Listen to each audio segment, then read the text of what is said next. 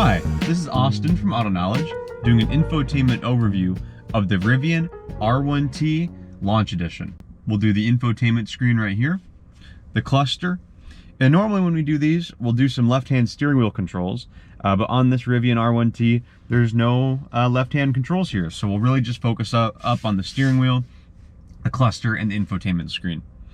The first thing we'll start with is the infotainment screen, and we'll start by looking at this navigational screen.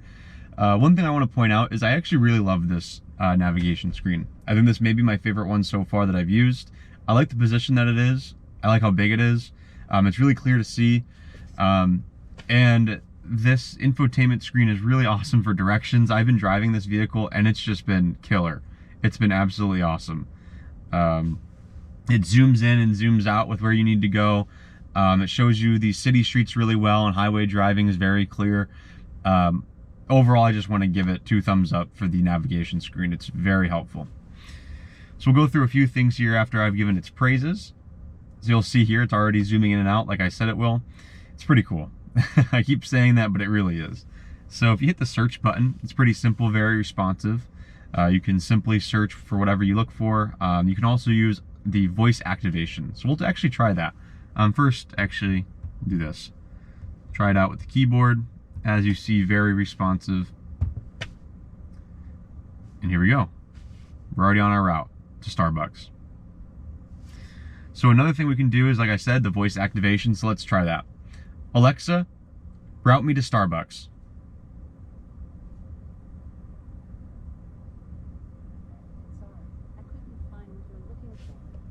So she didn't understand what we were looking for. Let's try that again. I'm gonna turn it up too, so hopefully you guys can hear that. Alexa, take me to Starbucks. Sorry, I couldn't find what you're looking for. Okay, so I don't have the best luck with these voice activated things sometimes. All right, we're gonna say exactly what this says, which is, Alexa, find coffee near me.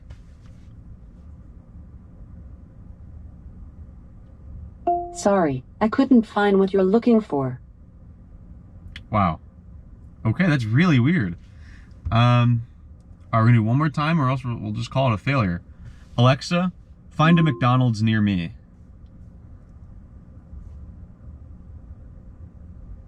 Sorry, I couldn't find what you're looking for.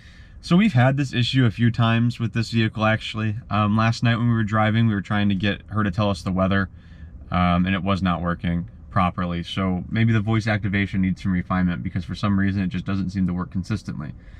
We'll move on from that. We also have our favorites here. You could set a home and set a work location. And one thing I want to point out too, that it went away. So I'm going to start this route to that Starbucks again. So there we are, routed to the Starbucks. Now I'm going to end that route. One thing that's cool is now you have this resume trip button. So if I click on that, we're back to that trip that I canceled. That was very helpful. On one of my first drives in this vehicle, I started the route. I tried to hit this mute button. I hit the end, and resume trip was right there. So I could just hit it again and we started up again.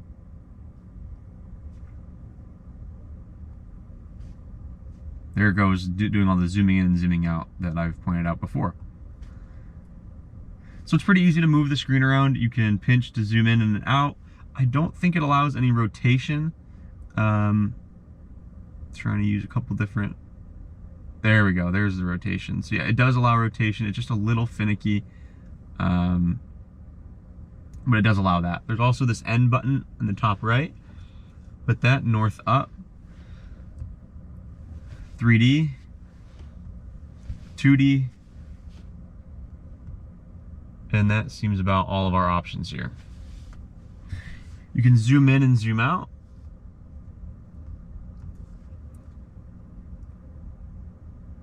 And then you have different map views here, so a satellite view and a traditional map version.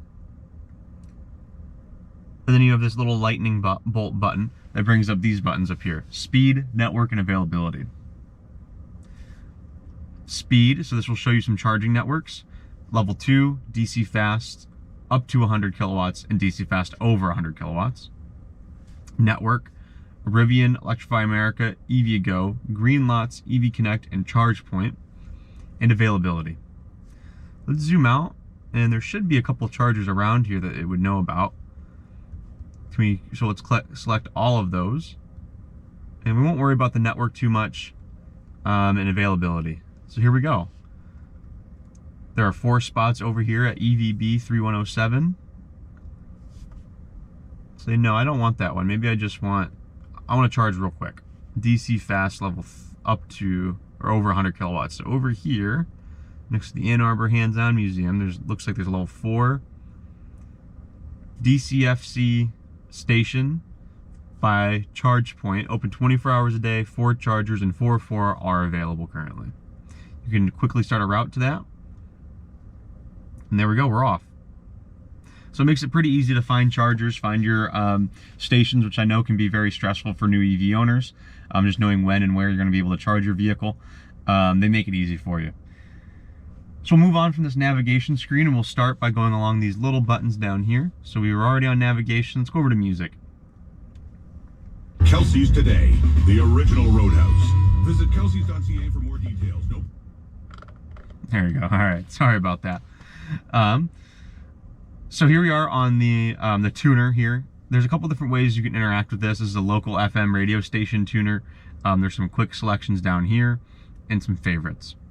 You can skip along this radio tracks just like it's, you're on Spotify or something. They make it really easy for you if you want to listen to classic radio. Scroll with the tuner just like that. Then they have easy access to Spotify, which you can log in with Spotify if you'd like.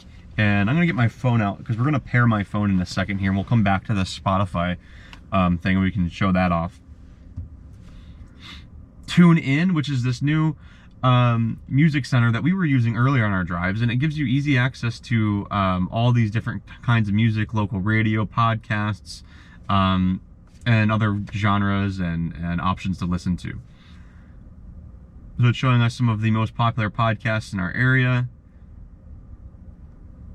Local radio, more stations, and because we listened to 2000s hits earlier. They have some recents, favorites,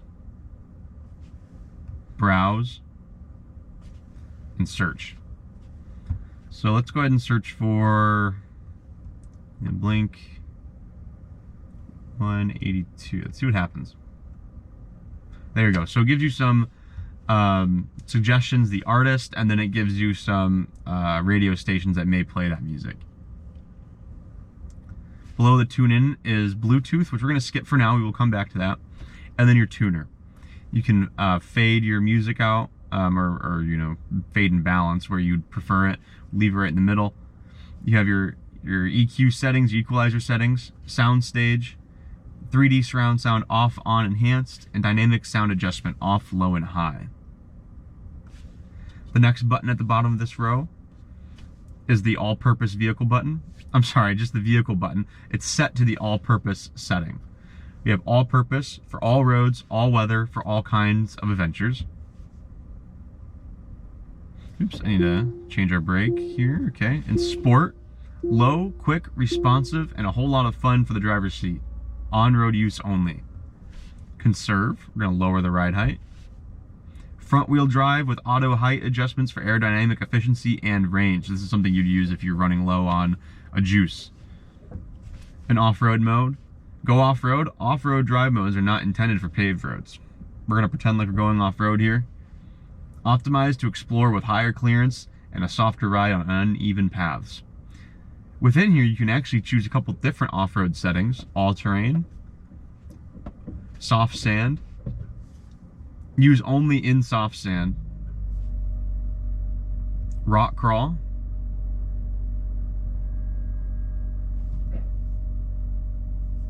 Rally.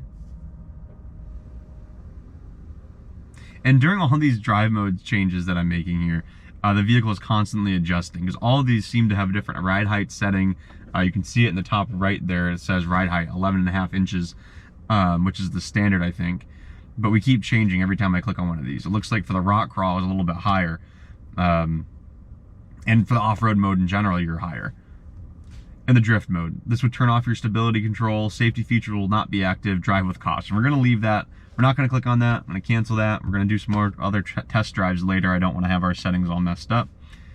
And the towing mode. No trailer connected. Drive mode will reset to all purpose after this drive. So no, we don't have a trailer, but these are all the different drive modes. We're going to go back to all purpose, lower the ride height. And we have a couple options here I want to show off.